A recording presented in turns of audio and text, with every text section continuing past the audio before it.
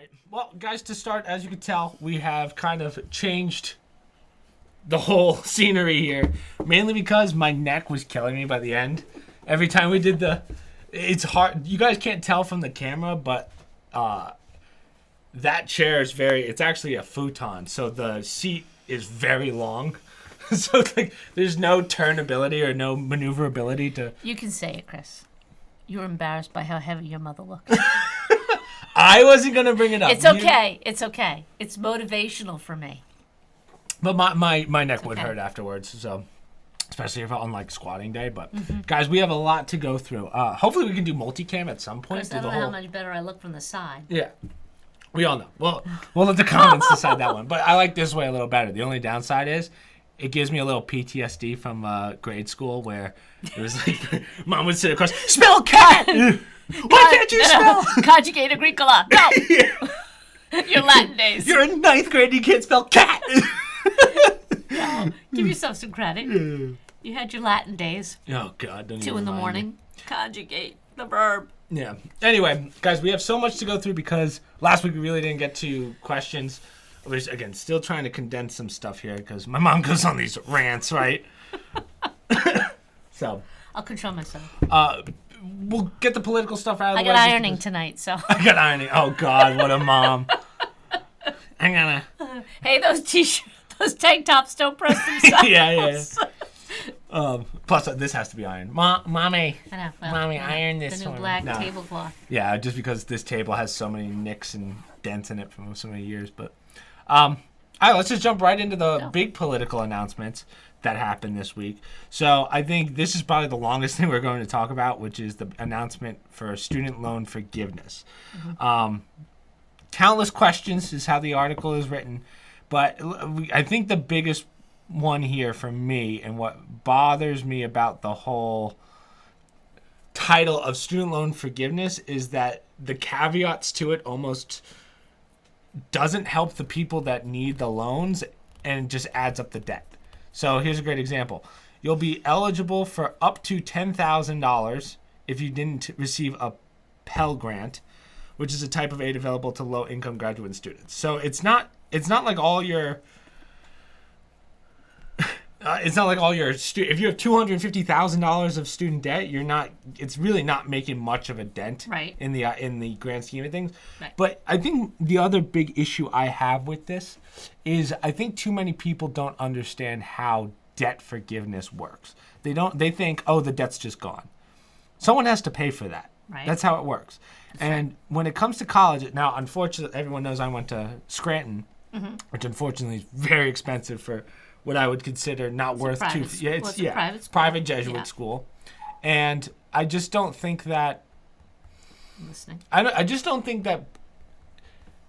I think when you make the tuition, or let's say if people aren't, my teachers weren't that great to begin with. I had some, not all of them were bad, but a lot of them are not there to teach. So when you do this student debt thing, all that ends up happening is the student debt forgiveness. All that ends up happening is they jack up the price of tuition, right, by X amount to balance off the debt that they've lost. Teachers end up, the value of teachers in the sense of how much effort they're going to put into it, because they're not getting paid as much now because of all the cost. The cost offset is what kind of screws everything here, in my opinion. And this was my biggest, so for an example, so I was a psychology major, as a lot of my viewers know. And a lot of those teachers aren't there because they want to teach. They were there because the school does this thing where basically they say, we'll give you all the funding you need for research as long as you teach classes. So what ends up happening is the teaching becomes secondary and the research becomes the primary. So you have these teachers, and I'm not going to name any teachers, that truly, and I know a lot of kids felt this way too, truly didn't put the effort in anymore after they knew that they were going to get money for research either way. I had teachers that would just cancel class because they wanted to do research instead, and they have that power. Right. So, yeah. Not to mention they were also the course, they would do your courses. I can't think of it. Department head? Or no, administrators. Advisors, thank you, geez. So they would be like, oh, take all my classes to fill up their classes to get more money. So that to me is kind of the scam of colleges in general. So when you take away the incentive of, I don't want to say getting paid, but if you wipe debt, the value of teachers just goes down. Value in the sense of how much you're going to get out of them from and if you're paying $250,000 for 4 years, you better be getting the best education possible. Well, I think you're looking at it from the wrong way, in the sense that, first of all, the average student loan debt in America in 2022. Can I take a guess? I got different amounts, Can but I take it's. I'm going to say. You sure I'm you going to want say. I'm going to say 52,000. No. Really? Way off. Wow. $28,950 per borrower on average in 2022, for the tune of $1.75 trillion in total student debt. So what has been happening over the years is the federal government got involved in student loans. Right. Once they got involved, universities and private and public universities clued into that and said, oh, well, if the government's going to subsidize it through lending, we're going to start jacking up our prices. So it ends up becoming null. Well, and what it has morphed into, and don't think that the whole, DEI and the whole educational affirmative action and whatnot, that hasn't added to the cost of college. Because when you look at many universities, even a lot of high school, grammar schools nowadays, but that's a separate story, but a lot of universities, a lot of the salaries are not teachers. It's all administration. It's people running the departments, running the gender equity, running the diversity, equity, inclusion, running, social issues, social clubs, social things in the universities. Those people have to get paid. They get paid a nice amount of money. On top of that, and I had spoken to someone we know who's high up in the academic world. She's dean of a university. When she was head of the medical school, when I had asked her that question, because oftentimes you get teachers, and it's unfortunate, because they're very talented individuals, you can't understand them because they're from another country.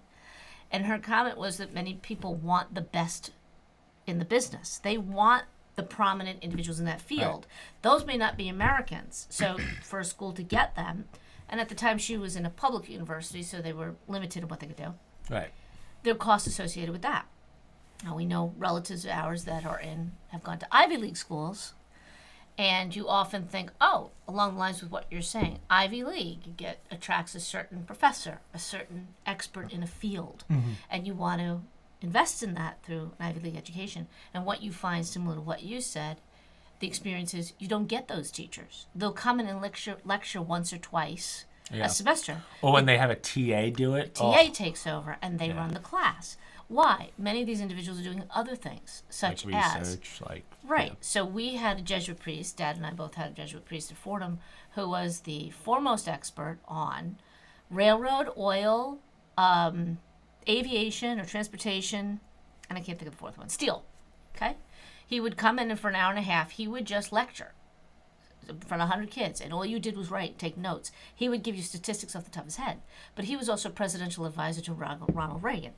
I am dating myself here, but yes. So his time was split between Washington, D.C. and the Bronx in New York. Right. And so his priority was doing what he was doing for the country. Helping the country. As that expert, right? Sorry, kids. One of many, but he still was a teacher, and as a Jesuit, they wanted to, the old school Jesuits, that's what he wanted to do. So yes, we had the benefit, but every test we had the TA, and he probably did more than a lot of other teachers do in terms of our professors in a field, let alone, to your point, when they go on hiatus. Yeah. To go write a book or to go do research. They're gone for a year, right? Yeah. They still get paid. Yeah. Well, what's funny is my teachers, as I said, I did have some great teachers. I had Dr. Norcross, who he's like a world-renowned clinical psychologist. Right. One of the nicest guys ever. He was all for the students, which I went in, if this ever goes viral and he sees this, but I went in with the mentality of, I kind of hated college, but like, I was not a fan of the education system of like what I just explained. And Dr. Norcross had all these books that he wrote because he was so famous in the clinical psychology world. And when I was doing my classes, I was like, oh my God, this guy's making me buy his book. Like, it's got to be a narcissist. Like, I'm going to hate this guy. So, and I was kind of not a hothead, but I had no problem debating teachers down to the point where they might have had a problem with me, but I took back the first day we go in. He gave us the money back for what the book would have cost.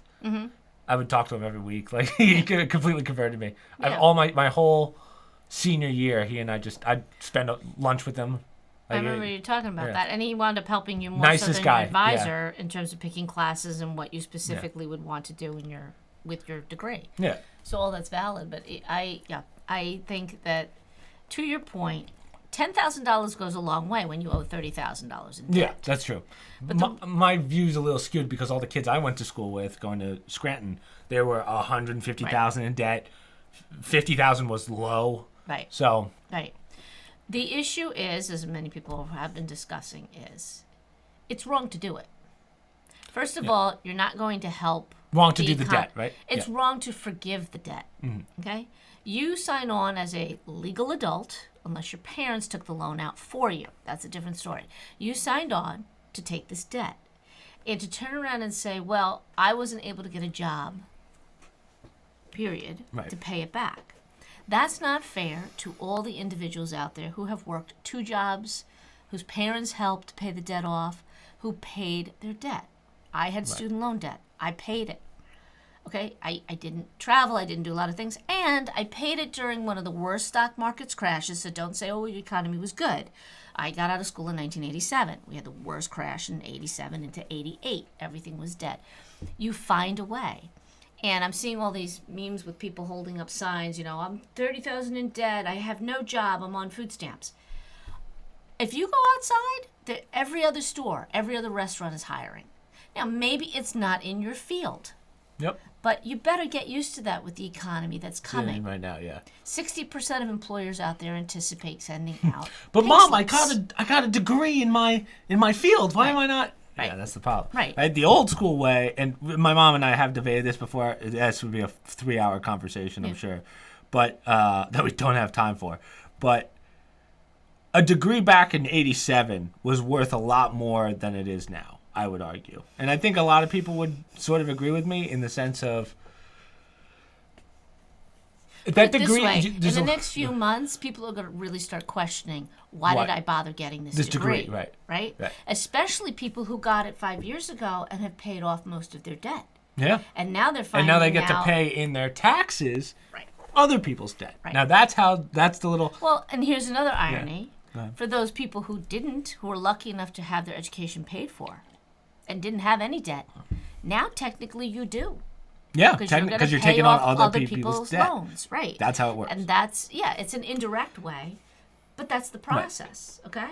Now, one asks, why would you do something like this? Does it really help people? It really isn't helping in the sense that what's it costing these individuals that they're going to wind up paying for down the road? Because all this is encouraging is, let's do no debt. That's the next thing. It's never enough, by the way. Yeah, and then what ends up, it's got to be all of it. You got to wipe all of it. We already have Senator Warren from Massachusetts saying, "Oh no, that's not good enough. You have to get rid of all debt," because they want to fund the universities so they can decide what they teach. And similar to what we're seeing in public schools, they want to take it to the next level. So the real issue is, why do it now? Well, it's an election year. It's a cheap gimme to your generation, who are mostly the ones struggling, maybe the 30-year-olds, 40-year-olds. It's a cheap way to buy, quote-unquote, bribe some people. Look, I'm giving you $10,000, I'm giving you $20,000. It's a mistake, in my opinion, because those same people, it's not going to matter in a few months if they lose their job completely. Right. I just want to write a note real fast. Keep going. So I agree, and I pulled up another one that seems a little bit depressing, but it's a very valid point. This individual, the title is in the Daily Wire, "I cannot believe I gave 2 legs for my tuition." A lot of servicemen who couldn't afford, and women who couldn't afford tuition and wanted to go to college, they gave into the service, because the service will pay for your education. Right. Oh yeah, when you come out. So these individuals enlisted, and some served in war. And this man, sorry, I didn't pull up his name because I read it a while ago. Joey Jones. To pay for his loan and lost 2 legs. Yeah. Came back and went to school. Now to turn around and find somebody say, no, that's not to say he wouldn't have done it for his country under other circumstances, but that was his goal. He wanted to go to college. His family couldn't afford it. He couldn't do it himself. He enlists, does a great thing, winds up in battle, loses his legs. Right. Okay? So I would like somebody whine to him about how I don't want to work at TJ Maxx because my degree is in, I don't know, psychology, we'll use that. And I'm better than that. Tell him that. Yeah. Yeah, I mean, it really comes down to the fact that when we say, I think too many people in this country think, they're getting rid of debt, so it just goes away. Right. And that's why, if you knew how money worked, I'm sorry, how do I put this? Like the people on Twitter who are like, yeah, that's clearly people that don't understand how economy works. Right. So, Well, and, also and the that, problem is, that again, 10, loud 000, majority. Right, and that 10,000 or 20,000 that they were relieving you of today, I'm making up a number because I didn't calculate. Say you're paying $100 a month or $150 a month in your student loans for X number of years. That's going to dwarf what you're going to wind up paying in taxes down the road when you now have to pay for all the other people's debt. That's not just 20. It's 50 or if you have to fund these universities, because they're not going to fire these professors and make it cheaper. They're not going to fire the staff. To add insult to injury, when you look at the endowments that these universities, public and private, have, they could easily fund their own lending program if they really want these individuals in their schools. If they really believed in the quality of these individuals coming in, they should make that investment themselves in that person, because they're going to give back to that endowment later on when they graduate. Hopefully, yeah. Hopefully. But I think, let's read between the lines here. They're not even willing to take the risk on these people. Oh, yeah. Because they don't have to. Doesn't make sense. They put it on the backs of people who never went to college. Exactly. The plumbers, unions, or not unions, but I saw a whole thing on plumbers. Right. People who... Baristas, who now have to pay taxes. Yeah. People who have middle-income jobs. They're not elite. They're not high-end. Now you're putting the burden on them through taxation and everything else, on top of all the other stuff. But it's obscene, the amount of money, especially these private... I have not worked the numbers, but Harvard could completely have every freshman go for free. Oh, the yeah. endowment they have, and go through 4 years of school. So apparently, just so you know, it's a Fox News article, but White House refuses to say who will pay for Biden's $500 billion student loan handout. Yeah. That's an insane amount of money for loan forgiveness for, again, something that if a degree's worth it, maybe. Nowadays, I would argue that it's not depending on the major. Like, obviously, if you're a doctor or going for your MD, you have to go to college. But something like, let's just say it, gender studies. Well, that's the other thing. You're financing a major. Yeah. If I go to buy a house and it's a dilapidated house and it is impossible to repair, a bank shouldn't have to lend me that money. Right. They could say it's a bad investment.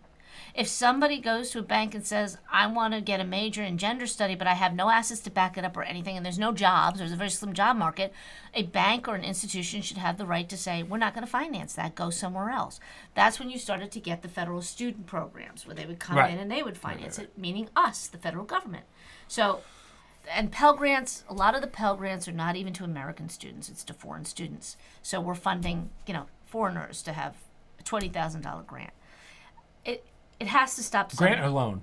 Well, it's Pell Grant. Pell Grant. Pell Grant, which is like a loan. Having said that, it's a vicious cycle, and it never ends, because once you give an inch, next it's going to be, we want all our loans wiped out. Yeah. We don't want to pay anything.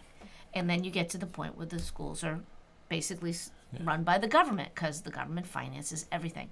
And we have what we have in our K through 12 system. Right. Where now they're indoctrinating and they're making it impossible. And the more times we add this loan forgiveness, the more expensive colleges are going to get. It's a vicious cycle. That's how they balance it out. Right. So until we get to the point which we're starting to see now, people either can't go, or they refuse to go. And now there's a big question of, what are you getting for your money with any major? Because it doesn't always pay it back. $29,000 to you and me, that's not a lot of money for a 4-year education. You can reasonably pay that back. Right. And you could do it with a middle-income job after many, many years. I don't know the terms anymore. I forget what mine was. I'm trying to find all the college tuitions. I want to see how much they've gone up in the last 2 years, but it only gives me to 2020, which sucks. Oh, it's just been escalating since, the time I went to school. And it's funny, when we toured our school, I don't know if you remember, I remember a young man saying, well, the tuition here is $60,000 a year, but everybody gets loans anyhow. That was his comment. Wow. Okay? He was a young kid, right? They do the tours, but that was his take on it. Everybody gets a loan anyhow. Like, it doesn't matter. It doesn't cost you $60,000. Okay? Yeah.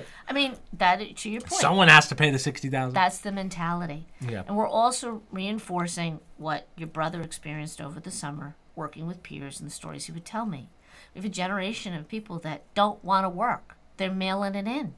Now you're telling them, well, you get a degree, you don't have to pay for it. Yeah. We'll subsidize it. Okay, now you go get a job. People don't want to go back to the office. Think about it. Apple is trying to get their employees to go back into the office after COVID. Yeah. They don't want to go. Companies are starting to realize that everything can pretty much be done online. But people aren't as productive. Oh, yeah. That's the statistics. Rogan was talking about that. Rogan was talking about, like, would it be better if you just gave them all the work in a week, and get it done throughout the week? But my caveat to that was some things can't be done. Some things have to be done daily. You can't just say, here's a lump of work, get it done throughout the week. Some companies can do that, or some parts of a company. Right. But you can't. It's just not suitable or reliable.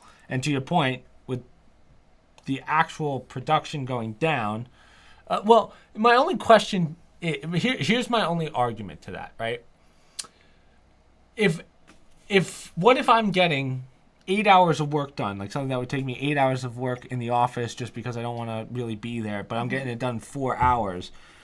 Is that the mentality of, I wonder if the company's saying, if you have an extra 4 hours, you should be doing more work? Or no, I think what the companies are saying is, we're not getting 8 hours of you when you're home. We used to get 8 hours of you when you're in the office. Some of these businesses, people would work 10 and 11 hours a day. Right. Okay. Now, there's a trade-off too, as you know from here. When you work from home, you work all day. There's no shut the light off at 5 and go home. Yeah. You could have calls at 5:30. You could have calls at night. And calls are different, but they're not getting the productivity out of people that they get when they're at home. Okay.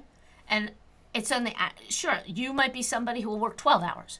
Other people may work, one day, all day long, and then take the next day off. It's different for every person. But in general, productivity has gone down, and that is not helping our economy. Oh, yeah. I mean, I get that. You're always going to, in any company, you're always going to have the people that are good workers and the people that realize that they can slack off when no one's watching them. And I think that's kind of the make or break. Well, and that's my point. The generation coming up who are getting debt forgiveness, and I'm generalizing, but you're getting more slackers. Oh, 100%. And we're reinforcing this concept of slacking. But I think that separates the CEOs or the higher-ups in the company versus the people that are just going to be doing cold calls the rest of their life. Yeah, but you need people of all levels. Yeah, CEO can't do every job. Some of them can't even do the CEO job. But you need educated people of all levels. And this is another thing that goes back to what you were saying about the quality of education. This is the future of your country. That's your productivity. If individuals aren't capable of going out there and performing a job of some, and let's be honest, there are very few jobs out there that require, not everybody's going to be a brain surgeon. Right? Well, that kind of goes back to what we talked about last week or 2 podcasts ago, the visual learner versus, I know a lot of kids that are visual learners or however whatever. Well, I'm actually talking about the type of work. You always have a learning curve with a job where you're starting out. Some learning curves are longer than others. Mm-hmm. But at some point it levels off until you get bumped up to another level and you're more challenges. So most people reach a point where they know what they've got to do in the course of a day. Doesn't mean they don't get things thrown at them, but the learning curve eventually levels off, right? That part of it, is going to happen. It's just once they get to that point, people start cutting corners. They start slacking. And now we're at the point where they don't even show up anymore, right? Mm-hmm. And it doesn't help when they come from institutions that say, oh, no more homework. It's too stressful for kids. Stressful. Yeah. I hate that. They're not getting the family time, okay? Yeah. No more grades because we don't need grades. People don't have to push themselves other than the one thing I always hated, I agree with your statement there. The one thing that I always hated, though, was, summer break's coming up. You're done with school, but then they give you this summer packet. That never made sense to me. I hated that. Well, that's because you went to private schools. Oh, public schools don't do that? Well, as of the last 2 years, because they weren't even in school. Oh, that's right. Yeah, and the education has gone down dramatically. Yeah. What I find pathetic is when people say, oh, they're so far behind. They've lost 2 years, as though kids can never catch up. Kids are very resilient in general. It's the quality of who's teaching them. If you really want to catch these kids up in the basics, like, a kindergartner, they don't know how to write their name, they're so far behind. They'll learn it in first grade. They'll catch up. But if you write them off at that point and say, well, now we got to teach kindergarten in first grade, that's not the right mentality. It's get moving, catch them up on the kindergarten stuff, and keep going with first grade. Right? Remember how we had that conversation, I think, on the last podcast about how for years we heard from teachers, we can't get through the curriculum. We can't get through the year. It's next to impossible because they keep giving us so much stuff we have to cover for standardized tests. Somehow now we can put in gender fluidity. We can have courses on special health classes. Where did they find the time for that? Yeah, and just kind of came out of nowhere. Right, and in New Jersey, they're allowing parents to opt out their kids from these things, which I think, okay, at a minimum, you got to do that. What are those kids going to be doing if there's no teacher because they're busy doing gender fluid class? So now you've got a group of students that are getting no education or they have no plans for them. This is what I mean. It's a crisis, right? They lost a year. As a nation, we should be saying, all right, let's do everything we can to catch these kids up. Instead, it's, well, no, we're way behind. We can't catch them up. So. Yeah. And those are your future college students, by the way. You think they're going to be rushing to pay back their student debt? I don't think so. Not when they find out that their mom didn't have to pay it because she got a $10,000 loan, right? So it was unnecessary. It's not going to do much to stimulate the economy, but frankly, it's a bribe. It's a bribe, yeah. And both parties do it at certain times, and I think your listeners, as time goes by, if they're young, they're going to see. Every election year, somebody wants to do a giveaway. They want to give money back to people. They want to somehow incent people to say, oh, boy, they gave me this, therefore I'm going to vote for them. Do you want to talk about the affidavit? Do you want to bring that up? Well, since we're just talking about education, should I throw in the one that I sent you? Hungary officials warn education is becoming too feminine. No good? Hungary officials? Hungary. The country Hungary? Yeah. Yes, they're identifying what we've kind of known all along, but so many females are in the profession, not enough males. They're making it, that's okay. I mean, we don't have to. It could hurt the development of boys and create demographic problems, but also feeding into fewer and fewer men are going into college, and you're creating a real social problem down the road because if they're not, which I don't necessarily agree with this, but women will have a difficult time finding peers at their educational level because they're all going on and getting their degrees, whereas more men are not going through the system. And therefore, they're finding that it's a concern. That in Hungary, though, right? No, this is in America, too. This is a concern. So more females... I mean, that makes sense. There are more women in college right now than there are males. Sense. And with all that's been going on, more and more men are not finding... and they're not choosing a path to go to a four-year university. I don't have statistics for you, but that's... Yeah, I mean, that makes sense. Males are being shut out. And part of it is, like Hungary did this study about becoming too feminine in an education system. We've talked about that with you kids growing up in the system. It was becoming more... It's always been female-based in the sense that you always had female teachers. Yeah. Teaching tends to be a woman's profession. That has been changing over the years. More men have been getting involved in it because the pay is better. You could support a family with it in a lot of cases.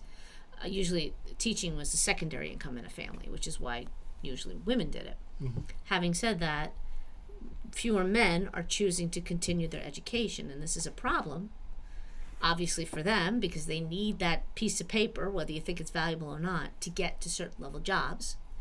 They want to qualify for those, so they're looking at non-managerial type positions, which could affect them economically. Not always, but could. And socially, people tend to marry people of their own level, academically, right. Or you meet somebody in college or after school, you're at the same level type of jobs where you meet people. So they're concerned that a lot of women won't find academically equal males. I don't necessarily agree that a piece of paper makes you academic equal. Oh yeah, we know people that are geniuses that don't have degrees. Right, but that's few and far between, right? Your average person, you could have a wide gap in one person's experiences versus the other. It just is more of a challenge to make those relationships work compared to when people have the same kind of experience. And that's going to be a problem going forward. If you have 58% women, I think it's close to 60% women are now in universities versus men, there's a gap there that yeah, I guess that makes sense. Could have some social impact down the road. Yeah. So that's just one we'll have to see as it goes down. Right. I don't know if there's much to say people don't really think about, they China had that policy, one child per family, right? And culturally, male is the preferred child in China. Right. Because they take care of the family, the adults, and whatever. Fast forward 20 years, they don't have enough women for the men. They don't have enough women for the men. Right.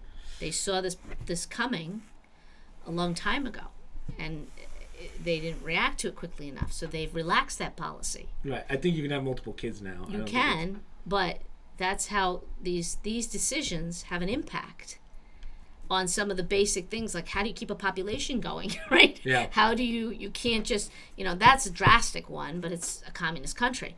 That's a drastic one, but it's one of those where people are going, do you not see what's going to come down the road?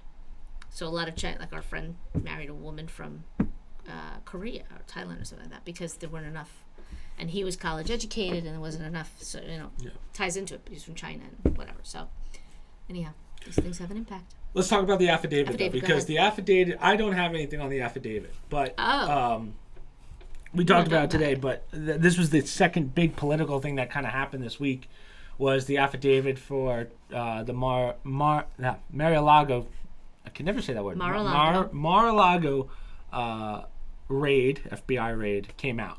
But there's so many things to this that we didn't really expect, in the sense of, we knew that nothing was going to be found, but we didn't know. When you redact something or you put out an affidavit, it's not going to have all these black lines in it, right? Yeah, that was my funny one for today. Yeah, so when you release an affidavit, what happens is, to my understanding, and you can tell me if I'm wrong, the affidavit is opened by the judge, and it basically is public. It's released to the public. It's not opened by the judge. An affidavit is provided, in this case the DOJ provided to the judge. To the judge. An affidavit that said, this is why we need a search warrant from you. So it has all the details of what the search warrant was. That's in the affidavit. Yes. It's just a piece of paper that has basically bullet points of why we went in, what they need. What it's not supposed to have is things crossed out like crazy. Right. So, right. It's like, hey, we're going to give you all the reasons why we wanted to search your house, but we're going to cross out some of the reasons so that everyone else doesn't know why we went to your house. Right. Now, could you make the argument that because it's a president and it is documentations that could be or still classified and can't be in the affidavit? But then I get confused, because the affidavit is supposed to say everything. That's why you have the affidavit. Right. Well, the affidavit does say everything. Right. But we knew that they were going to heavily redact this affidavit. Right. Because the judge doesn't want you to see what was in that affidavit that he signed off on. So a person by the name of Mike Davis, which any conservative kids watching, people watching, they know his name. Mike was a law clerk for Supreme Court Justice Gorsuch. Okay, he's part of the Article 3 project, and he did a great interview, also on Fox News. I didn't see it, but I saw the excerpt from it, about exactly what happened, and he lays it out there. This is a coup, in other words. That's his take on it. They were going in for particular documents that the president took. Mm-hmm. We know that they were going in for that. The way the affidavit was written and the comments that were in it, that even reading between the lines and not seeing all of it, that's exactly what they were going for.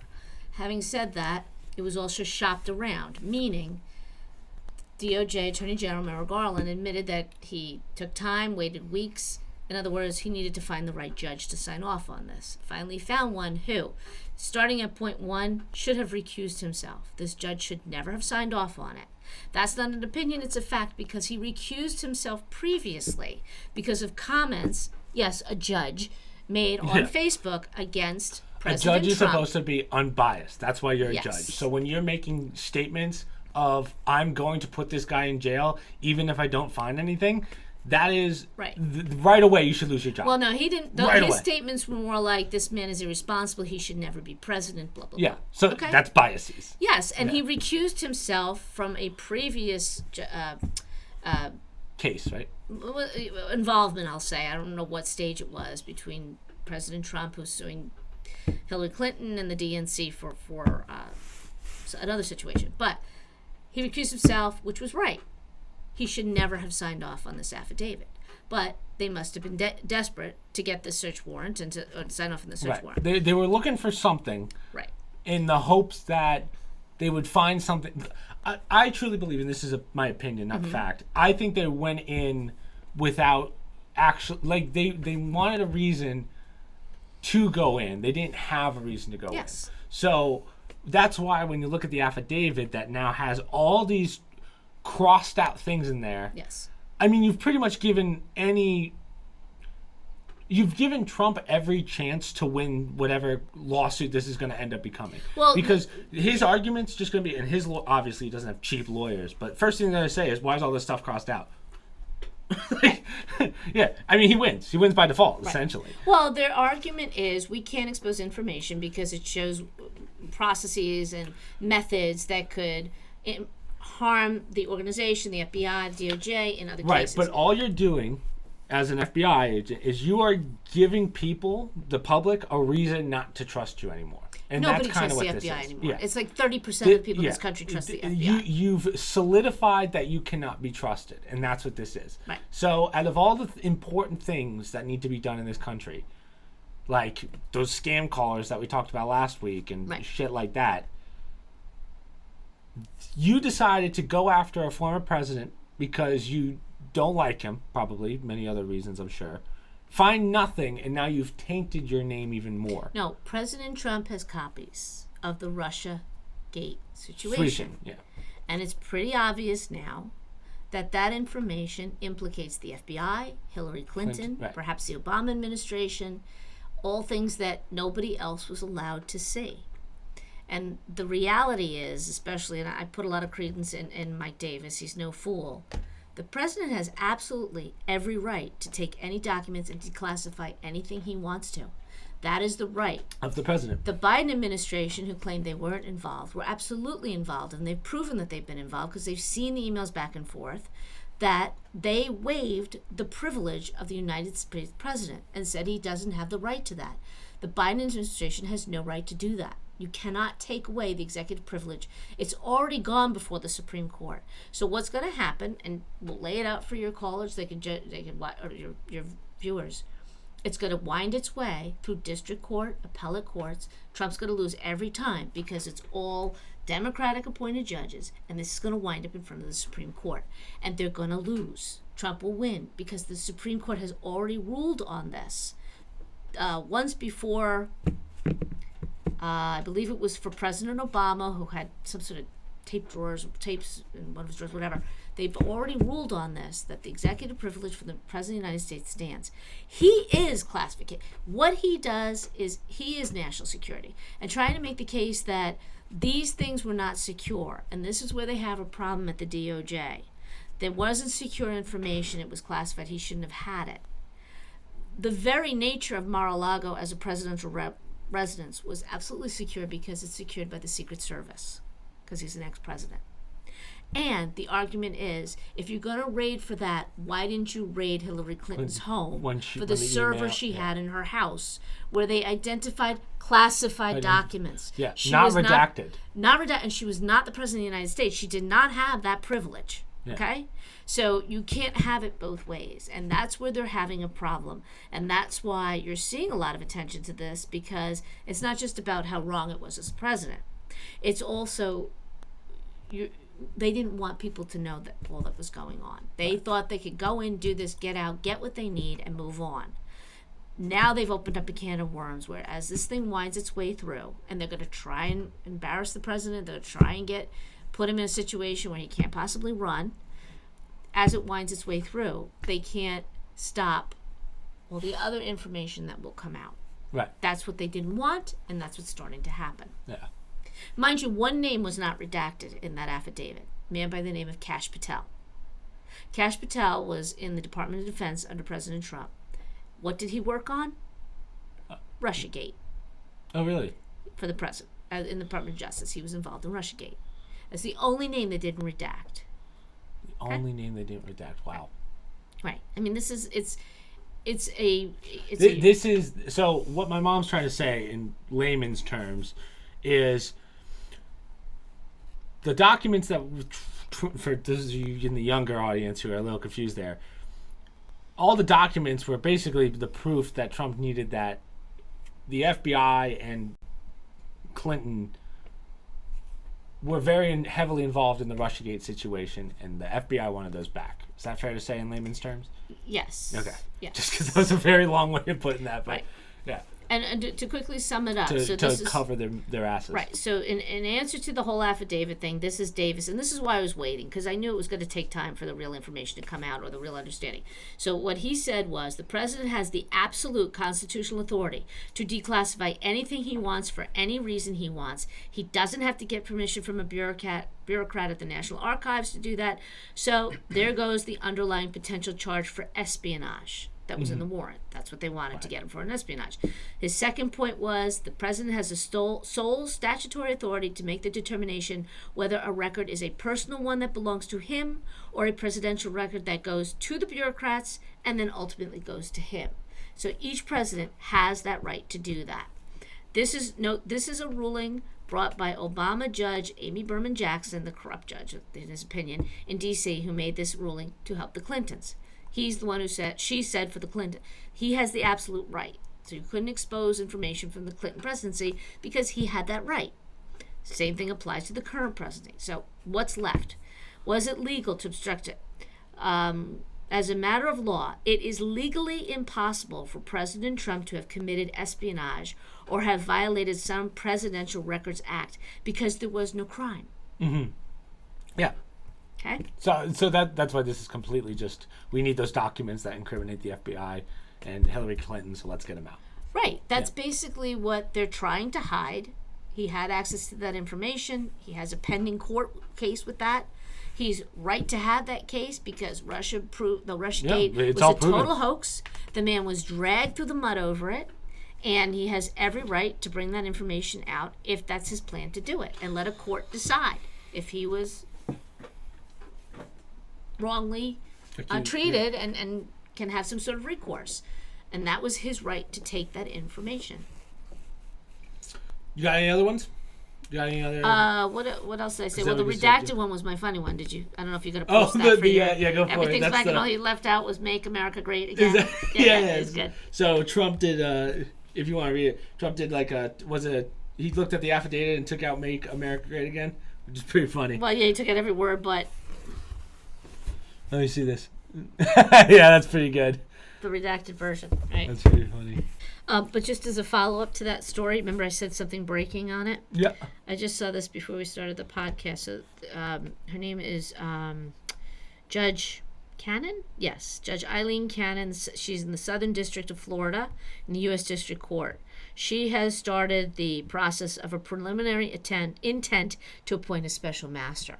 So she feels that this was a political attack, this raid, and she's going to go in, or she's going to start the process of to review the records seized by the FBI at the request of the president, his legal team, exceptional circumstances. So she wants to see detail as to what was taken, why it was taken, and this is what the president has been asking for, to appoint a special master to make sure that what they did was legitimate, and the process has started. So this is gonna last a couple of years, don't we? You think? I don't know that it's gonna go that long because this is not looking good for the Department of Justice. I mean, Merrick Garland is on thin ice to begin with. So, but again, remember, we're going into the midterms, right? Yeah. We want any sort of drama possible to make the Republican Party scramble so that the Democrats can go on and keep their seats and their power, their majority. It's sad how right and left has become almost like two separate countries trying to take each other down. But all right, let's move on to more fun news, I guess you could call this. So, little TikTok drama, mother. Yeah. TikTok star Gabbie Hanna, cops called for welfare check after string of bizarre posts. Okay, let me explain to you who Gabbie Hanna was. So Gabbie Hanna, I believe she got her start on one of those dancing shows, and then she moved to Vine. Then she became pretty popular on YouTube because of David Dobrik. You know David? Yeah, I know the name. So David basically made her fairly popular back in like the early years of his channel, and she was in a lot of the videos. But then what happened was could it be 2 years now? It might be 2 years ago.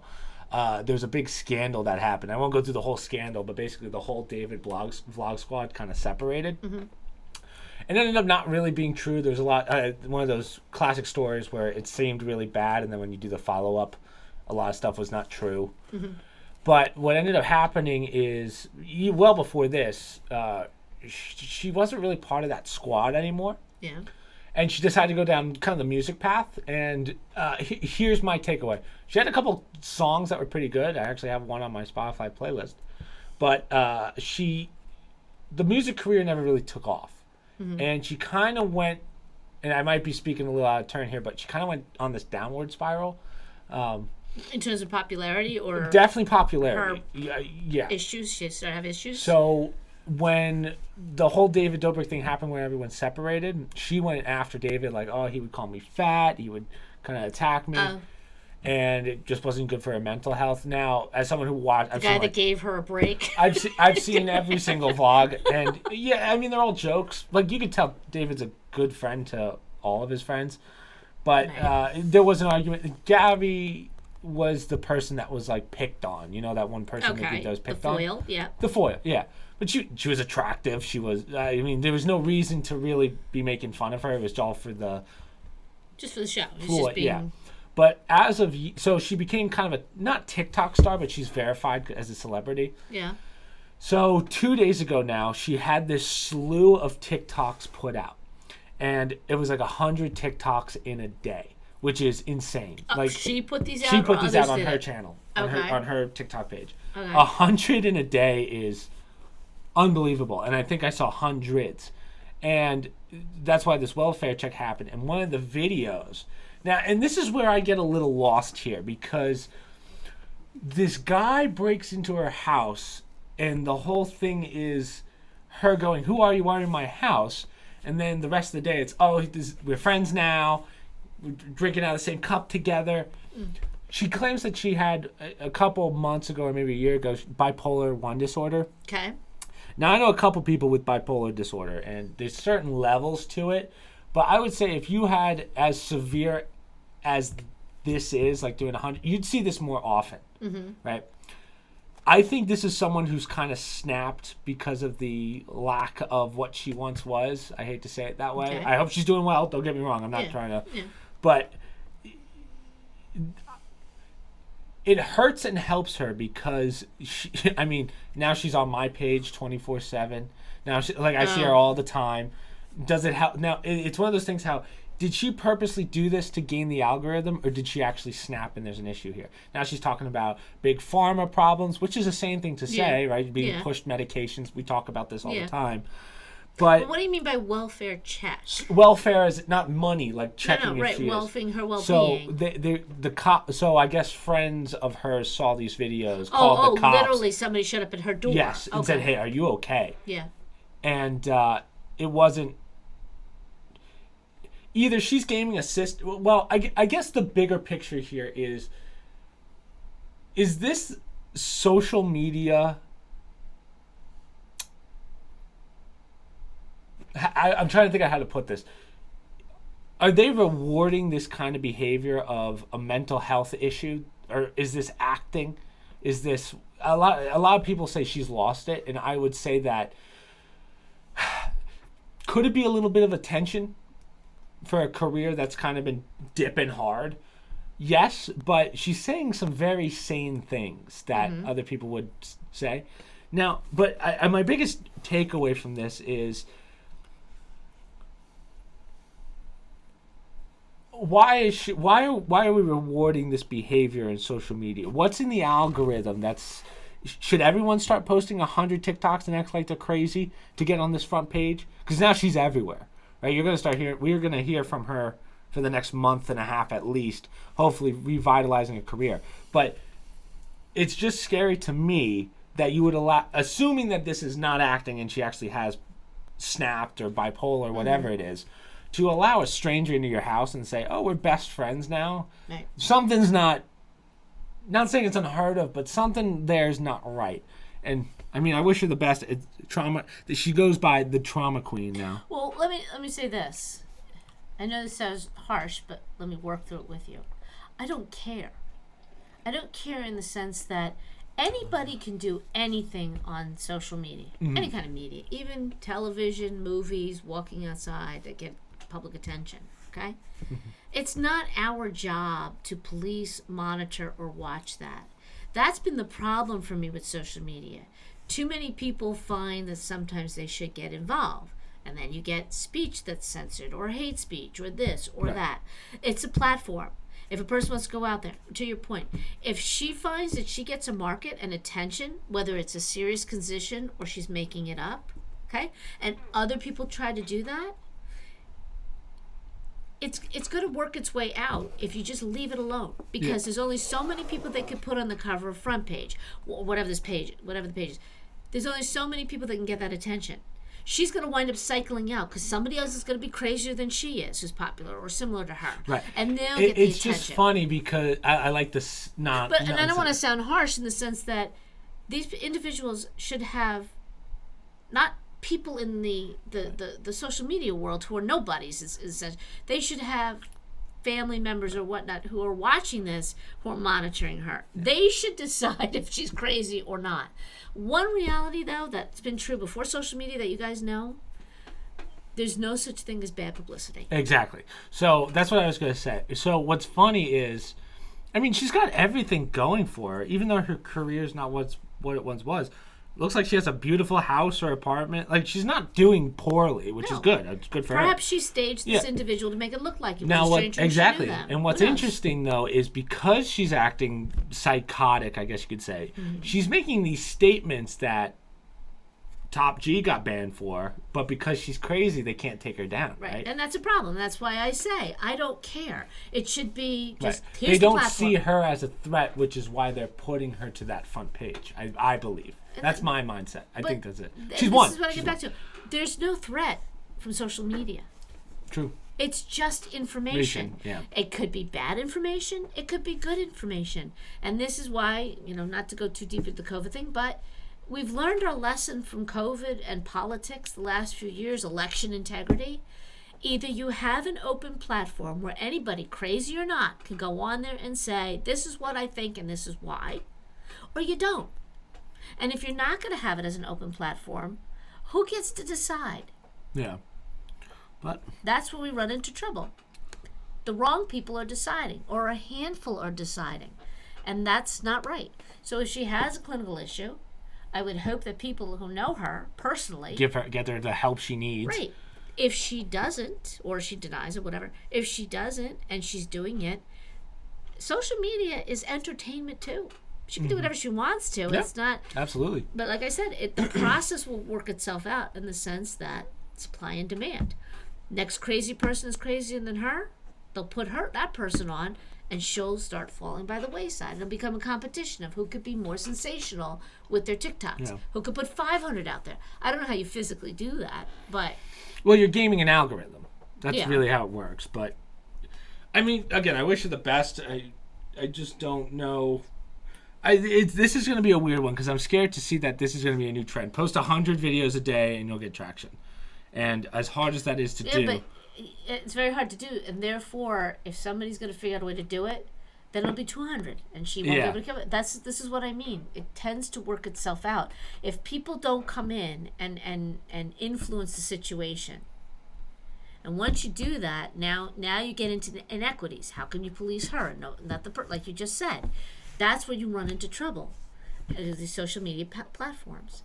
And I just think, let it be. If you let the algorithm run itself out until somebody will come along who's more sensational than she is, and she's going to fall by the wayside, or she's going to find something else to do. She'll have 10 people come in her house.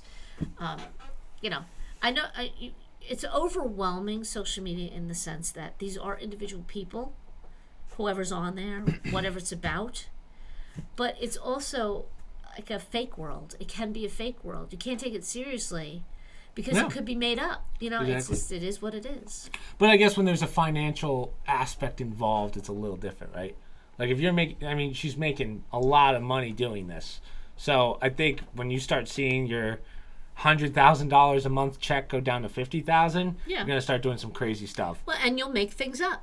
Yep. That's why you can't take it seriously, unfortunately. And she may legitimately have issues, but that's not for us to decide. Viewers of social media. That's someone medical, right? Who's supposed to decide that. So. No, or at least family members or somebody that knows her well enough to make those decisions. Yeah, but either way, Gabbie, we wish you the best. Yeah. Hope you get the help you need. All right. Next one I want to talk about. This is probably the biggest one because it does pertain to me. YouTube racism and favoritism. This has been going around quite a bit. So let me explain this situation to you, Mother. So, Okay. I don't even know where to start with this one. So the trending on YouTube. Chris, you're my favorite. I know. Don't tell your brothers. Yeah, because Kane doesn't watch this or anything. So this week, one of the top trending videos was done by Corey Kenshin, who's a fellow gamer on YouTube, who he brings up the racism and favoritism of YouTube. Someone else did it for Twitch. So what happened? The game came out. I did a video on this a couple weeks ago called The Mortuary's Assistant, and it's kind of a horror game. Okay. Right. And what ended up happening is a lot of YouTubers played this. What ended up happening is his video gets oh, I forgot to mention, Corey is African American, just so you know. Okay. I think it's black now. I don't think they go by African American. People. I'll take your word for it. I don't think Corey would mind. Black Lives Matter. It's not African American Lives Matter. They the Black Fair Lives. point. So I think it's black. Anyway, so his video gets age restricted for some reason. They couldn't figure out why. So YouTube has a system that allows you to basically appeal. You can appeal a case. So if something gets age restricted. Yeah. So whenever you post a video, for those of you that have never posted a video, it gives you the option: do you want to? Is this a video made for children? Right. And do you want to age restrict it? I never age restrict mine, but I always say it's not made for kids. Most YouTubers say it's made for kids, and I think that helps in the algorithm. Yeah. But if you get age restricted, it hurts you real bad. Yeah. Because now they know, hey, this person's lying. So he gets a age restricted strike for a potential scene. They don't tell you. That's the worst part about YouTube. They don't tell you why you, or like what physical part in the video. Like they don't say from 2 minutes to 5 minutes, this is why you got age restricted. They just hit you with it. Right. So luckily he's a big enough YouTuber. I think he's at like 14 or 15 million subscribers. He's a big enough YouTuber that he has what's called a PR person, where basically he can reach out to someone that works at YouTube. He's got a direct connection because he makes so much money.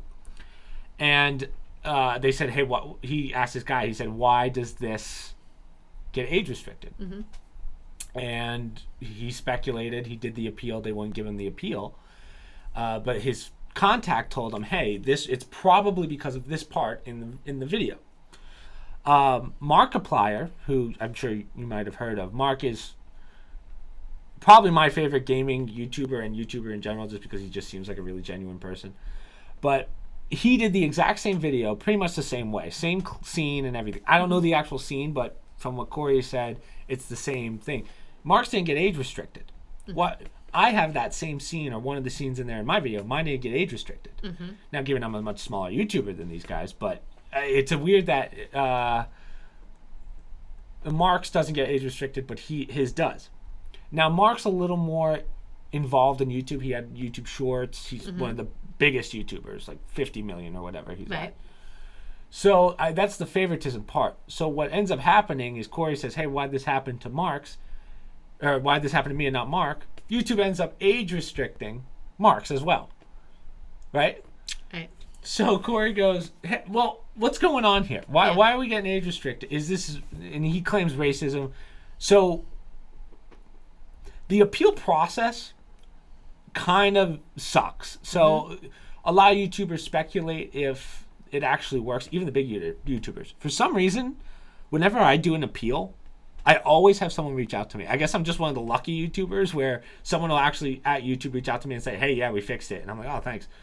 I don't remember what the situation was. I think mine was a music situation, like background music in one of the games that got copyrighted.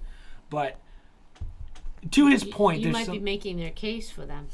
Yeah, that's a good point. Well, Mark didn't get that though. Mark didn't get it. I don't know if Mark appealed, but well, just as an aside, I'm not a gamer, but I know exactly what you're talking about, because this has been happening for 2 years now to individuals who are putting out information about vaccines and whatnot. They were immediately removed from YouTube. This Facebook. is different because it's just a game. It has nothing like. No. You're missing the point, because they're saying, how come you took it? How come you deplatformed me when somebody else was saying the same thing and you let it go? Yeah. This is what I'm saying. There's too much selectivity. There's too many opportunities to even be perceived as racist but the difference biased. here though is, Mom, instead of making it political, I'm just it's using the that same, example. I understand what you're saying. They're putting out the same thing. Yeah. Like, there's no difference in the information. Yes, that's exactly what's been going on. People putting out the same Yeah. data, Okay. but they're getting On the they're table. putting out the same Then data, knock the mic out and they're getting pulled. I understand exactly what these gamers are saying. Yeah. It's literally the same thing, and one person gets deplatformed or gets a restriction. You're I think Twitter takes you off for a period of time. Yeah, so you Right. get on YouTube you get what's called a copyright strike and a channel strike. So copyright Okay. is music, or if you take something, and then you get a channel strike. Okay. Unfortunately, I actually have a channel warning from when I was doing Rocksmith. Sorry, I was so good at guitar that they were like, "Hey, Give me the note. What do I got to sign? yeah." I think he has a channel restriction, but either way, the appeal process I think we all thought was just an algorithm that was determining this stuff. But this kind of proved that someone at YouTube, some team at YouTube, is going out of their way to pick and choose what should be age restricted, what's not, who gets age restricted, and who doesn't. Right. And Mark means a lot to YouTube because he's had YouTube shows with them. He's had his own, I forget what it's called, Prime or YouTube, whatever. I should know, YouTube Red show. Mm-hmm. And he definitely gets favorited. We know as YouTubers that some YouTubers do get favorited, like Mr. Beast. He's one of those. He's one of those guys that has been pumped up by YouTube because they thought he was so family friendly and great. But it just kind of sucks because it definitely puts a lot of us YouTubers on edge of what we can and can't post now. What's considered eligible. The racism aspect, it sucks for Corey, and Corey, I'm sorry for you, but this is kind of a bigger issue than the race of, like, well, I don't want to say it that way because it makes me sound like an ass saying, oh, it has nothing to do with race. I can't make that claim as a white guy who just puts content out, but I can say that we've always had problems at YouTube. This is definitely a big one that they have to figure out. I don't know if you can have a team determining what's allowed and what's not allowed on YouTube. I think, but you kind of have to. It's a double-edged sword. Barring any other reason why they would single out one, like I'm not comfortable with people always going to the racism card for everything. Yeah. And I don't know the details. I don't know enough data about the gamers in general. Perhaps he knows a lot more and has seen it more when he looks at it, and that's something that YouTube really needs to look at. Yeah. Going forward, and you can't do it on a 1v1 situation. This guy did it, but the other one didn't. If I was to, I side with Corey on this one as someone who's been on just as long as he has. Right. Because I think a lot of people forget I've been on YouTube just as long as these guys. I'm just not as big. So I can't really say that it's a racism thing because I just don't know. That's what I'm saying. I don't know the racism. It's definitely a favoritism thing there. Yes. And I think even though YouTube as a whole might not see that or might not, again, I don't want to claim the racist card, but the favoritism card, obviously the people who are deciding what videos get age restricted and what don't, that's the favoritism. Well, I'm very interested in the outcome and the information because on the flip side, YouTube will throw around racism terms to people because they disagree with the right. Well, they just throw it around like crazy. So when it's back at them in their face, I'm curious to see what their response would be to it, and maybe there's some validity to it if you look at the data. Do they tend to do this with a particular skin color versus another skin color? The other problem with this, the bigger issue from a financial aspect, guys, for those of you that don't know, when something like this happens. So they flipped it back. So now Mark is not age restricted, and so is Corey's video not restricted. The problem is once you do get age restricted, something happens in the algorithm. We don't know what because no one knows how the algorithm works. But all of a sudden, his videos aren't going to be pushed out anymore. And when financials are involved, that's when things happen. Now Mark is so big, and luckily this probably won't affect Corey. But if you were a smaller channel like me, I mean, nothing would ever get promoted. Ever since I started social media, I really kind of focused more on, or actually more so when I got monetized, a year ago. I really started focusing more on the algorithmic side, so we can't play music anymore on stream because it was just bumping me down in the algorithm like crazy, which arguably hurt me like crazy. But there's certain, like if YouTube, an algorithm determines that whether your video gets seen or not. If YouTube's suppressing you, and for whatever this is, age restriction or whatever, which seems minor, it's not like he's making crazy comments or anything, but that still hurts you in the algorithm. So again, these algorithms are a problem on social media, not just YouTube. Yeah, and they need to be looked at. The algorithm, most of the time, what's supposed to happen, and we know it doesn't happen, is when the algorithms are made, they're supposed to be made so that no one knows how they work, so that no one can game them. The problem is, over the years, because of all the content that's on there, you have to game it somehow. But they're not going to tell you how, because they don't want a bunch of people having the same hashtag and becoming millionaires. But it also allows them to input some human subjectivity. Exactly. And that's where, to his things point, get dicey. Is it based on race? Favoritism. Right. How many views. Size of how much you give back to the company. And that's where... That one would make sense, though, because why would I monetize you if you're not making any... If we can't make money off you? Same thing with, like, any... investment stuff. I don't trust how any of these social media platforms work. Oh, yeah. Where they would do something like that because they make so much money that, who knows, maybe they don't realize that that's an aspect of their algorithm because it's so out of control with some of these things. Yeah. I think YouTube has an infrastructure problem that needs to be fixed, especially to help the YouTubers when we're the ones making you the money. Right. Given it is, I'm also one of those people where it's like, YouTube gives us a platform where we can make money, so we should be grateful in that sense. They don't have to pay us at all, but they thank God that they do, so I do side with YouTube on that. You're their content. You're their product. We're their content, but they don't have to give us money. The fact that they started... It's a mutual relationship. It is, but they're not giving you, like, benefits or anything. Like it's not... It's a job, but it's not a job. Right, but you're their content. You're what they're marketing to people. I mean, there are other things, but you guys make money for them. So... without you guys, they're back to what? Running how-to videos. So, you know, it's a mutual arrangement. And he has a very valid point to say, hey, look, I'm your product, and you're treating me badly. And he's a big product. Right. If this was a smaller guy, the real issue is if you were a smaller guy, you're not getting that repealed. You're not. There's no one to talk to. You don't have a person that you can reach out to at YouTube. That's right. How do you fix that? I mean, you can't. There's millions of YouTubers out there. Or you go to another platform.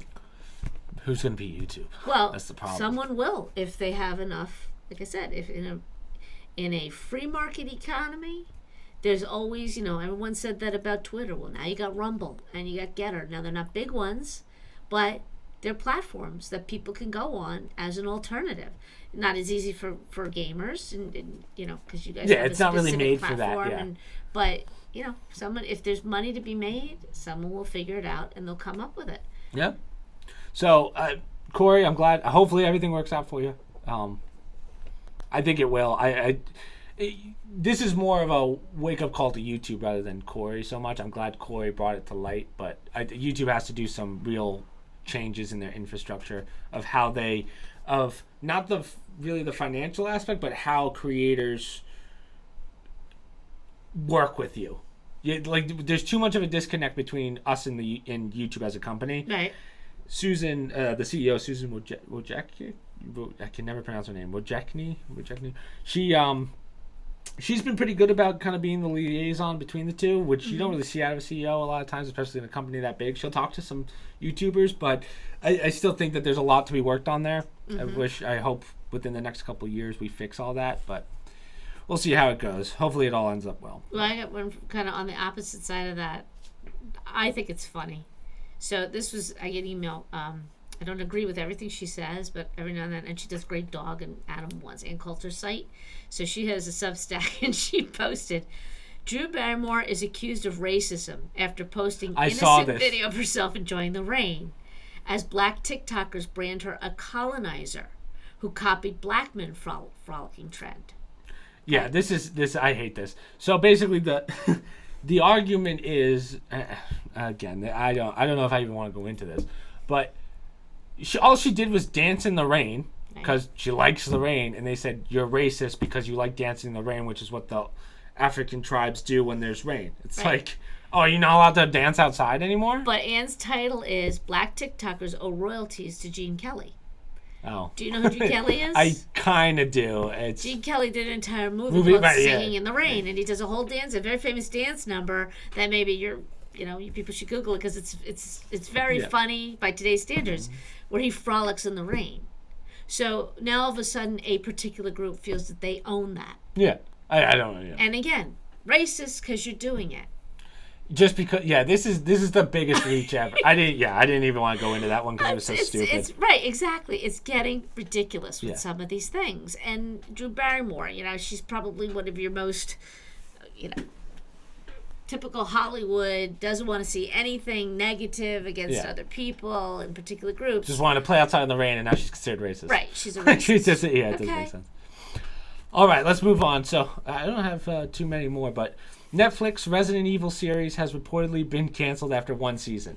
So some of the biggest, most popular games, especially horror games. I don't know that show. Resident Evil. There's been a couple movies that did pretty well, but Jason and I were talking about this before because we were doing that was Mila Jovovich. I think so. Actress Mila. Okay. Resident Evil. Resident Evil. Yeah. They're not bad movies, but I've never seen the full thing. But. We were talking about this before at dinner. I talked about this with Jason when we were doing recordings before. Has there ever been a video game that's been converted to a movie or TV show that's ever been good? Like, I feel like you drop the ball every single time. That's why I said Fortnite at dinner, because what was the one that the X-Men guy did? Michael Fassbender. Wasn't it Fortnite? No, I don't think there's ever been a Fortnite movie. TV show. Then who's the... I hope not. The Dear caped... God. Oh, now you're going to drive me crazy. I got to look it up. But the reason that these keep failing is because you don't stick to the games. Or you royally screw the game. Like, just have the main characters from the game and you'd be fine. Well, but you did mention Lara Croft. But that's Tomb Raider. That's right. That's accurate. That's accurate. You would just have your own separate story. Resident Evil, you can't be having all these side stories and crap where the writing's terrible. You're trying to come up with some fake story based on the game. I just thought that was hilarious. It's like, no shit, it failed. Assassin's Creed. Oh, Assassin's Creed, yeah. Michael Fassbender did Assassin's Creed. Yeah, they did a movie, Assassin's Creed. Yeah, I don't think it was... Yeah. It didn't Uncharted get a lot of, did poorly. Uncharted did poorly. The only one that's decent is The Witcher. That's a video game one? I didn't know that. Yeah, Uncharted's it's based The on Witcher's doing very well. The Witcher does... I mean, Henry Cavill, does he miss? Superman. Does he miss? He's Superman. He's Superman. But those are based off of a book. The game's actually based off a book. So technically... Right. Jason and I were looking at... They did like a Mario in the 90s. It's terrible. It's just two fat Italian guys dressed up. They did that other one with Jim Carrey, Super Mario. Was it? I thought Chris Pratt was in that. I could be wrong, but Sonic they did. the Hedgehog. Oh, that's what I'm thinking of. Sonic the Hedgehog, not Mario Brothers. They never did a Zelda or anything. No. Nintendo won't give the rights up. I'm trying to think of any others that I don't know any of them, but. Yeah, it's just they can't. It's not easy to do. They don't do a very good job of it. But it annoys me because we literally give you the story. The story's already made for you. Just follow the goddamn story. Maybe add a little stuff, but you don't make a whole new story that you just took the names and titles of stuff, threw it in, and then said, "Hey, we got ourselves a movie or a TV show." So one season canceled, but it seems to be a reoccurring They keep trying thing. until something's gonna stick. Yeah, waste some money. It's gonna work. Yeah, I can't tell you which ones have worked. Tomb Raider is the only one I can think of that really worked. Tomb Raider. I'm curious. But they did 2 of those, I mean, they did a bunch. They did a bunch, but they also the movies. So Angelina Jolie did 2 of them. But they did another remake of that with Fassbender's wife. Oh, really? Yeah, I can't think of her name. Not Brie Larson, the other one from. Yeah, hold on, I have them up let here. me see this one. Tomb Raider movies. Yeah, his wife did it. She was the recent one. There's 3: Lara Croft Tomb Raider, which was 2001. Then she did a second one, which is Tomb Raider. Yeah, and then there was one The Cradle of Life, and the last one is Tomb Raider 2018 with. Alicia Vander something or other. That's Michael Fassbender's wife now. Ooh, 53% on Rotten Tomatoes. It was not very well received. But we do have another one coming up, which is BioShock. That's a movie. Don't be nerdy on camera. BioShock Netflix movie adaptation to be helmed by the Hunger Games director. Please don't suck. Just follow. We gave you the script. Well, the Hunger Games was very popular. Yeah, so that's why I'm hoping the best for the was a Bioshock book. series. Bioshock,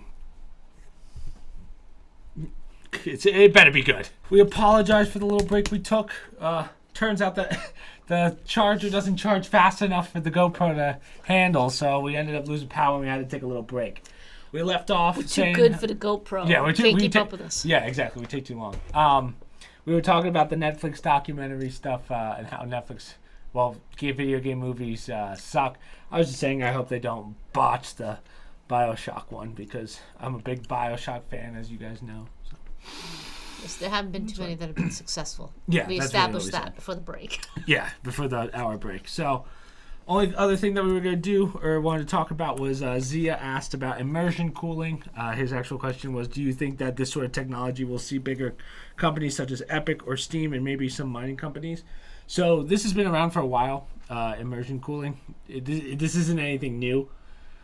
Basically, what it is you sink a whole computer in essentially a giant fish tank, and it cools the computer so you don't have to deal with thermals as much in mineral water. Which I was shocked about. Yeah, that which could you it does. So mineral water doesn't conduct electricity. Right. Now we've had a lot of advancements in this technology over the years. When it first started, it only lasted like a month where you would have to change it out and it just wasn't worth it. You'd have to change out the mineral water. Nowadays... Oh, I thought you said a year. Started out a month, then a year. Okay. Now we can do up to 15 years. Certain companies will do up to 15, which is impressive. Right. So, I think that's pretty... we use this in mining a lot, actually. Certain mining computers are actually made for... immersion cooling. It's actually easier to do immersion cooling than it is liquid cooling with an ASIC miner. An ASIC miner, for those of you that don't know, is a computer that's made for mining Bitcoin. And basically it's like it's probably about this big, and it's just like 20 GPU, CPUs in there. So it's pretty, it's more efficient than trying to... It generates a lot of heat. Generates a lot of heat, but if it's immersed in it's fine. But if you had a row of... the inside of a ASIC miner is like this. Think of it as a big square, so one big motherboard with a bunch of little CPUs on it. Right. To liquid cool all that, you'd have to have something on each one of those, and it doesn't make sense. So you're better off just immerse. Yeah, just put the whole thing in. So yeah, this is very common, Zia. It's not new technology. I don't know how many more advancements we can make, except for the fact that you never have to change the water, the mineral oil. Mineral water? No, mineral oil. I forget which one it is now. Is it oil or water? I think it's mineral water. Let me see.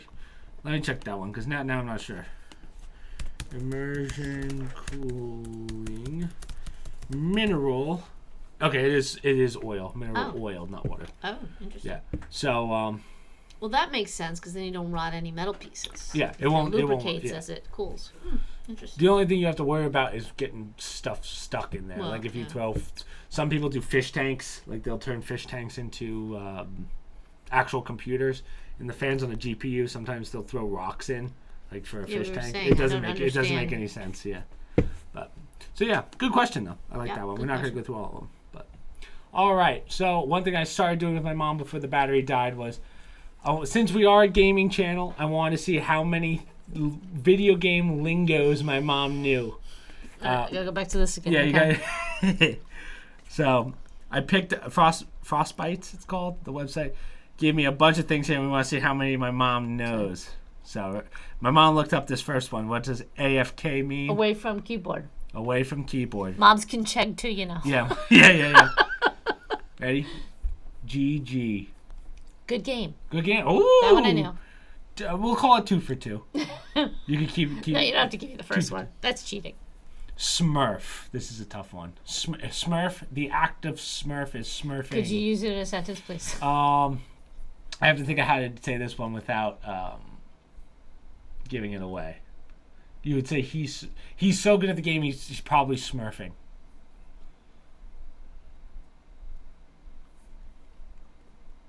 He's probably smurfing. Smiling. He's so good, he's probably smurfing. Like bragging about it? No. I have to know what the acronym stands for. It doesn't stand for anything. It actually... He still cheating at it, or Getting closer. He's probably smurfing. Getting help with it? No, he is the help. Let's put it that way. It's probably a computer. He's the best on the team, so he's probably smurfing, is the sentence. And not cheating. No. Smurfing? I have no idea. Smurfing started back in the CSGO days. CSGO was a very popular game. Still is. But basically, it's when a player who's in a much higher lobby than ranking than everyone else makes a new account to play with kids down. Lower, and he just wrecks everyone. What does smurfing stand for? Nothing. It's just a term. You know what a smurf is? A smurf is the blue guys. Yeah, the little tiny blue guys with the white caps. But it's ironic because people who play CSGO sometimes, if they are smurfing, their emblem will be a smurf. Oh. So, aimbot. This is pretty self-explanatory. Aimbot. Yeah. Spell it. AIMBOT. Aimbot. Well, a bot is an electron, like a fake person doing something. Yeah. Artificial intelligent something. It doesn't stand for anything. It's actually what it is. Aimbot. Aimbot. It points at something. Gives you. You're not cheats. too far off. It tells you cheats. Yes, it's a cheat. Aimbot means people use cheats to lock on so that you never miss a shot. Okay. So I'll give you that one. We'll say we're 3 for 4. This one's pretty easy. Camping. Camping when you stay on one level and don't move on. Close. When you purposely stay and gain points somewhere and that's pretty good. So camping is usually in multiplayer shooters. Yeah. Camping means you're sitting in one place. Yeah. And you just kind of wait. That's it. You don't move at all. Okay. So you get a ton of kills as people run by, but you just sit in a corner. It's, okay, right? A bot. So someone. A bot is a fake. In this sense, we're going to use it a little differently, right? Alan Kinsey is a bot at Fortnite. He's very good at it. Spends a lot of time on it. Is opposite. He is. Oh, that's mean. Yeah. No, Alan's really good at Fortnite. Yeah. But a bot is someone who is so bad you think that they're just like a NPC or something. That's going to come back to haunt you. That's bad juju. Hey, we talked about this one. Buff/nerf. Talked about this last episode on the It podcast. Sounds familiar, but I don't know what it means. Oh my god. Buff. We talked about this with /nerf. Buff and nerf. Well, to buff is when you get like a break in your program. Like it's trying to restream. No, that's buffering. Well, I'll give you a hint. What is it? I'm using my Latin background to go for the base. They buffed the swords but nerfed the shields. That's your sentence. They buffed the swords, but nerfed the shields. So nerfing is to shoot out, like a Nerf gun. No? No, we're talking video games here. Why would Nerf be? Well, I don't know, I don't know. So we're talking nerfing is when the company brings the damages of stuff down. Buffing is like OP, overpowering. So to buff is to bring up. You make it sound like I should know this. We talked about it last time. I don't recall that at all. Oh my gosh, she doesn't even pay attention. Well, I'm getting old. Toxic. This is pretty awesome. Toxic is something bad. Yeah. You're losing points, or you're. Toxic is like or you're a really bad player and they want you off the team. Sort of. Matt Sprague. You're a really bad player. They want you off the team. Matt Sprague gets banned from League of Legends because he's too toxic. You kind of know his this. Comments are bad. Yeah, toxic, like toxic masculine. Inappropriate comments. Right, this is gonna be a tough one, right? Cheesing. If you cheese something, you're putting like a topping on it. No, not really. So cheap, cheesy. No, so I'll use it in a sentence for your.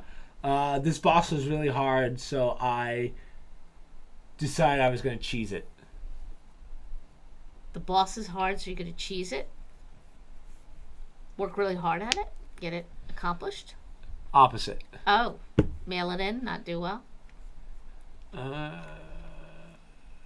No, not really. Okay, so cheesing is when you do something in a way that the game does not intend to make it easier. Oh. So certain like bosses... cheating. Yeah, sort of, but the game it's not cheating because you're not doing anything illegal. You're just going... Or you're getting around the bounds of the game. Oh, okay. Yeah. So like a loophole. Exactly. That's a good way of putting Okay. it. Kind of cooldown. So all my Gaming? abilities are on a cooldown. You're locked. You can't use them. Yeah, you can't use them for a certain amount of time. I'll give you that one. DLC. We talked about this one. What is DLC? DLC. I Use can't a wait. sentence. Man, we've been waiting for Elden Ring DLC for a long time. Oh, we did talk about this one. Download. Licensed content. Something like that. Yeah, I can't give you that one. Downloadable content. Oh, come on! Easter egg. This one's used in movies and stuff too. Any Easter egg. Even though this show is Game of Thrones, there was a Rick and Morty Easter egg in there. I kind of gave away the answer to that one. A Rick and Morty Easter egg. They put something in it that doesn't belong there? Yeah. You hide something in it that Yeah, doesn't you hide belong something there? in plain sight. So that, Like an Easter remember egg. when? Okay. Remember when there was that big deal in Game of Thrones where they left that Starbucks coffee cup cup, on? yeah. Okay, this is. You're gonna think this is a vulgar term, but it's not. Grinding.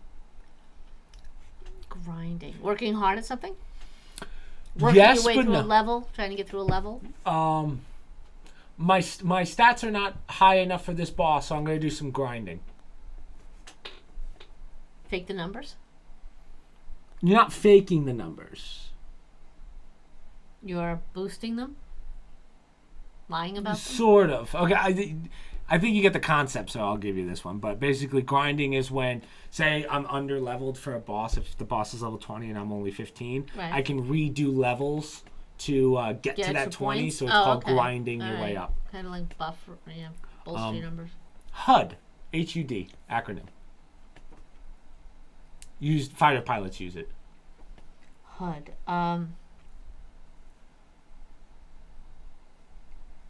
Hover over target. HUD.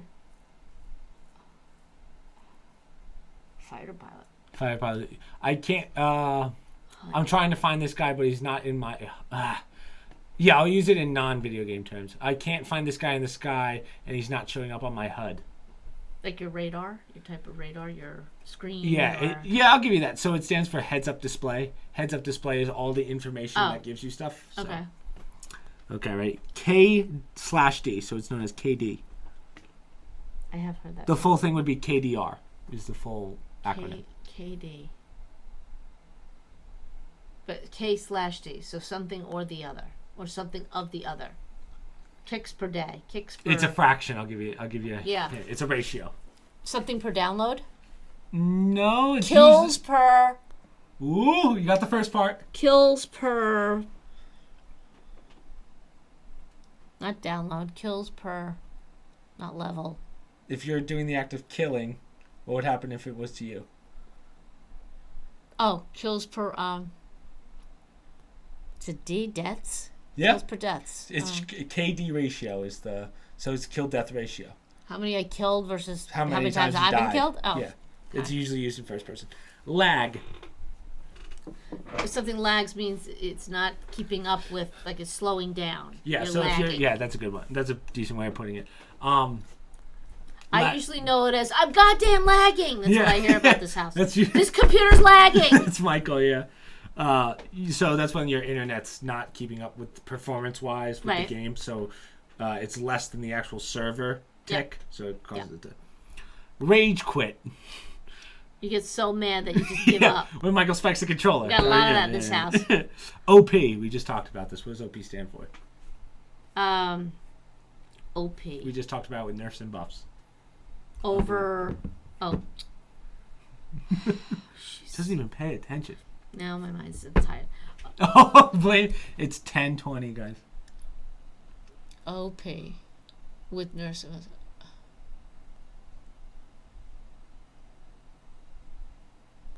Operational. I don't know. Overpowered. What's that have to do with the other one? Oh, God. That's what we talked about. Overpowered. Remember, if the damages are higher, it's considered overpowered. Oh, right. You did say that, yes. Right? Acronym. TTK. The gun that I use has a very high... You. I'll give it to you in a sentence real fast. TTK. The gun that I use this gun because it has a really high TTK. Something for killing. Yes. TT. It has a high total kill, total TTK. I'll give you a hint. The second one is 2. Something to kill. Oh, time to kill? Yep. Okay. So it's how fast the gun's damage can take down a player. Okay. Poggers. Pogger. P-O-G-G-R? Yeah. This is kind of a dumb one. Players. It doesn't stand for anything. It's a saying, phrase. A pogger. Pog. I never liked this one. I've never heard it. I'll give you this one because I hate it. It just means when something's awesome. That's poggers, dude. It's stupid. Okay. I don't know. Insta-lock. A lot of people don't really know what this one is. Insta-lock, when you are focused and doing well in the game. You're insta-lock. No. Insta-locking, I'll give you this one. This is a tough one. I think a lot of people don't know this one. Insta-locking is usually in MMOs like League of Legends, which is what Matt plays. And it's kind of a dick move because when you hey, mother in the room. when you only have a certain amount of characters you could pick, and you can't pick the same character. Yeah. And there's certain roles for League. So if I want to be a tank and you can only have one tank, if someone insta-locks a character before I can get tank, I can't play tank. Okay. So you're supposed to talk about it, but some people just insta-lock, and it's a real pain. You're like, oh crap. Pwned or pawned. Oh, to be beaten by somebody, owned by somebody. Yeah, to pwn someone. Yeah. Clutch.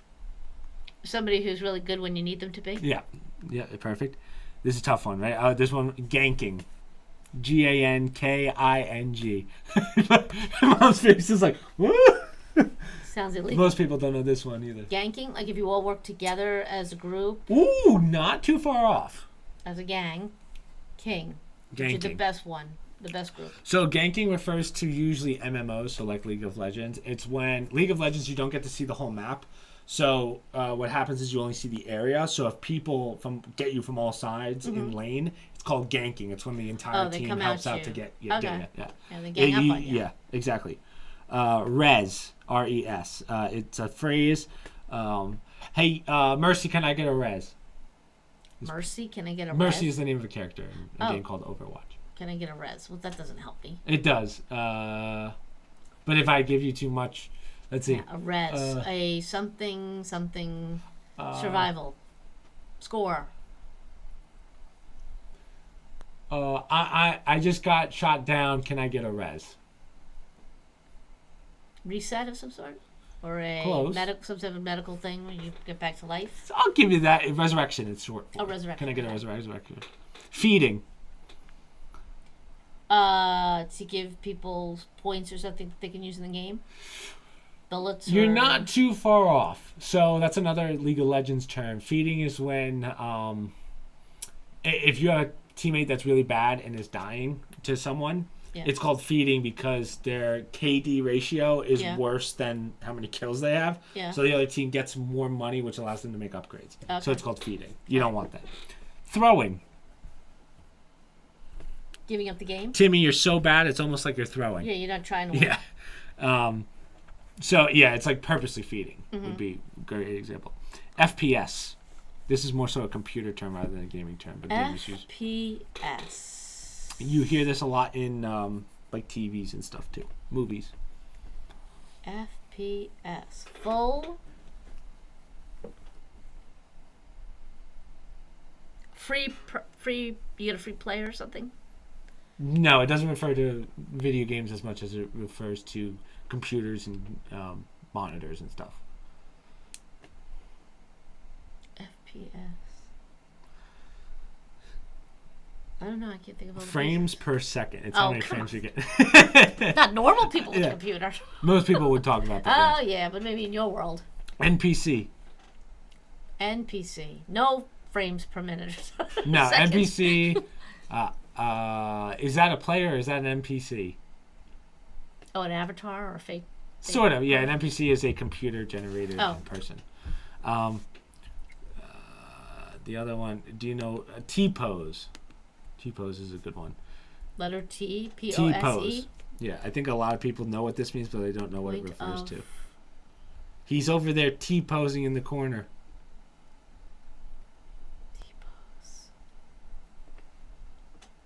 Not doing anything but looking like he's doing something? Sort of. T-posing. Drawing people to him so you can. No, so T-posing is, you see this a lot Hovering in to like gain animated points? movies and stuff. Oh. What happens is when there's like a super lag or like a lot of lag or something happens, T-posing in animation is whenever you animate something, it always starts like this because you have to do the frames. You have to do the meshes that cause it to move in the animations. Okay. Sometimes those animations break and it causes you to go back into that T-pose. So it's called T-posing. Yeah. Oh. AOE.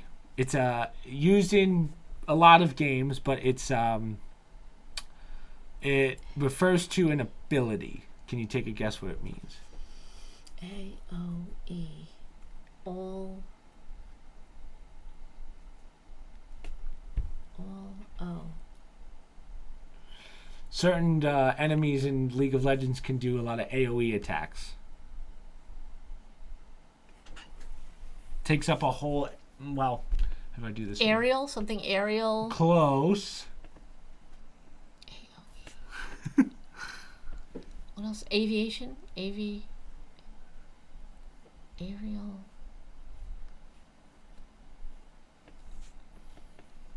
AOE. Alrighty. Area of effect. So it's attack that goes all around. But So like right, how much it spreads out. How much it spreads out. Area of effect. PvP versus PvE. Player versus player. Yep. Versus player versus E, you said? Yeah, E.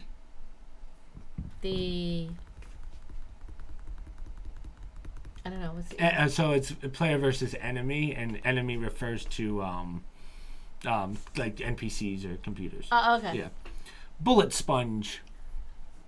A person that's been killed a lot.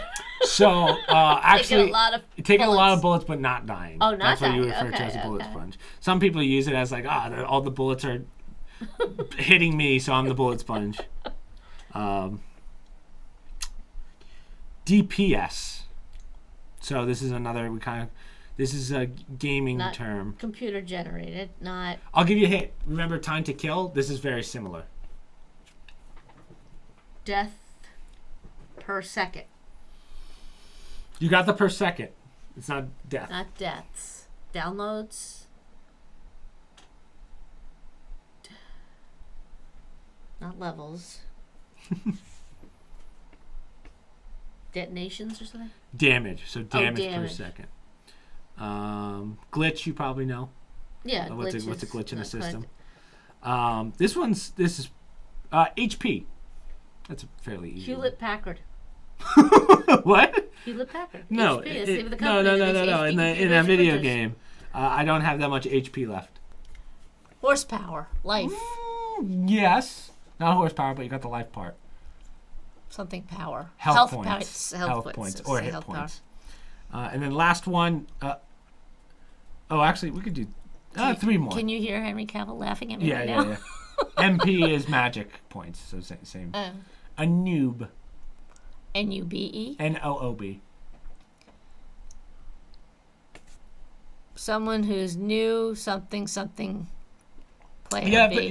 it doesn't stand for anything. A noob is someone who's new to the game. Okay. So people usually make fun of, you freaking noob. You suck, you noob. Right. I know where that comes from. It comes from newbie. Yeah, But exactly. They spelt it wrong. Yeah. NOOB. MMORPG. This is an Oh acronym. my god. I'll give you this one. Massive multiplayer online role-playing game. Okay, yeah, That's that it. wasn't going to happen. Pretty big. Mashing. Mashing. When you're somehow putting pieces together to make the game work. No. It has to do with controllers. I'll give you a hint. Oh. Mashing. When you use multiple controllers at once, the same game. Mm-mm. And you throw them down in anger. No, that's rage quitting, like Michael does. I don't know. What is mashing? Mashing, it's usually referred to as button mashing. It's the full thing. It's when usually Mother in the room. Button mashing, when you hit the buttons like crazy. What? Butt mashing. No, button. Oh.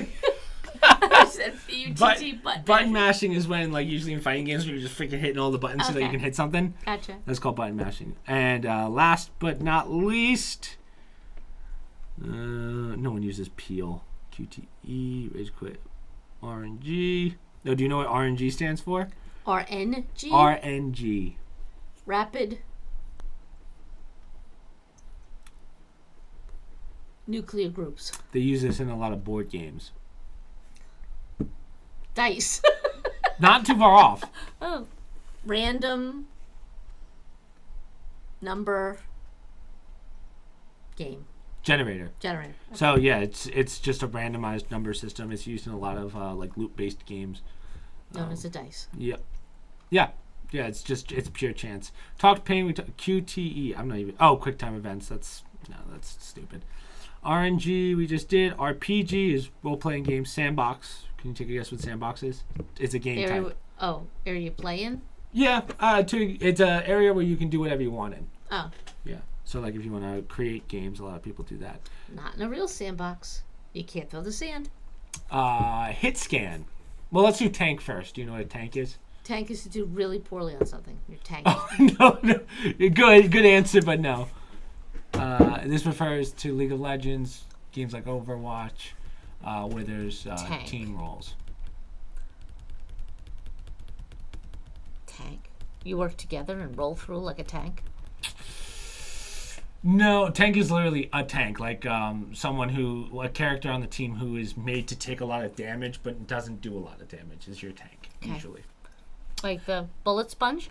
Yeah, that's exactly what it would be, your bullet sponge.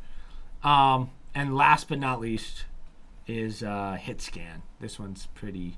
This can be tough, but... hit scan. So you have your tank and you have what's called a hit scan. Assess how many bullets made impact? You're right, it does have to do with bullets, but it's not... Hit scan. How direct your bullets are?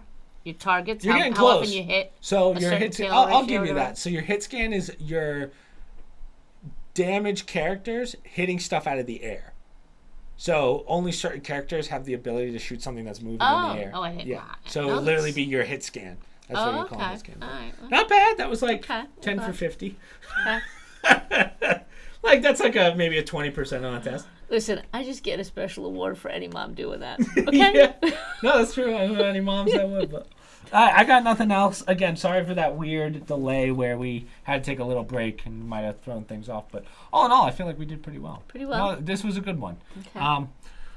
We'll end it there. Only thing I have to promote, more questions in the podcast channel, please, because Zia's done literally all of them.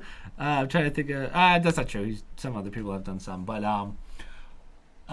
social media down below, promo codes down below, other stream links down below, all the other videos from last week down below. Well, not down below, but you guys know on the channel. And then tonight, which would be Monday, we start Thymesia. So I will see you guys there. Later, guys.